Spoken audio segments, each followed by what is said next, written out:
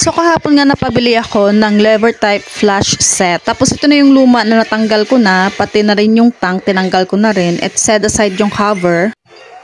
Ngayon uunahin natin ikabit ito. Hindi ko alam kung anong tawag dyan, pero yan yung nag-a-attach sa tangke at saka dun sa toilet bowl. Nasira na kasi yung luma, bali ayaw umakyat ng tubig sa taas. Kaya ayan, pinalitan ko na lang. Mano-mano lang, kaya ko naman eh. At mukhang madali lang naman din siyang gawin. Kaya ayan, isi-secure na natin siya gamit lang yung kamay, hindi na kailangan ng tools. Tapos ilagay na natin yung rubber para siguradong walang leak yung tubig. At kapag na-secure na nga yung rubber ay i-attach lang natin balik yung tangke doon sa toilet bowl. Yan, dahan-dahan lang baka mabitiwan at mabasag. At ngayon ilalagay natin yung screw. Bali dalawa yan, kabilaan. First time kong ginawa ito, tsaka konting basa lang ng instruction, sabay timplahan ng common sense at wala. Ayan na nga at ginagawa ko na. Sayang din naman kasi yung ibabayad ko, 'di ba? Ibibili ko na lang ng load 'yon, o 'di ba? May pang-reels na ako. Ngayon, ilalagay na natin yung floater.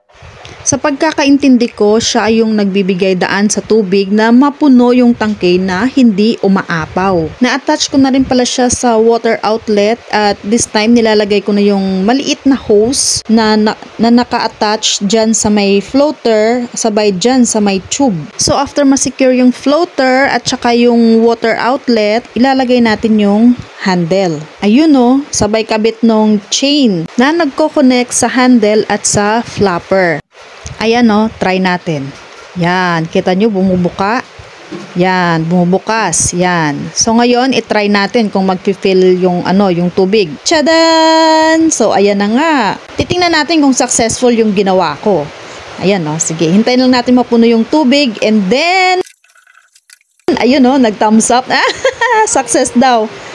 Ayun, may dumi pa yung kwan. Pero yung mga dumi kanina yan, nagaling sa tank. See? Nag-flush na siya. Oh, great. I'm so proud of myself. Pwede na ako mag-plumber. Perfect. Ayos. Thank you for watching. Talagang napakadali lang siya at kayang-kaya ng mga babae.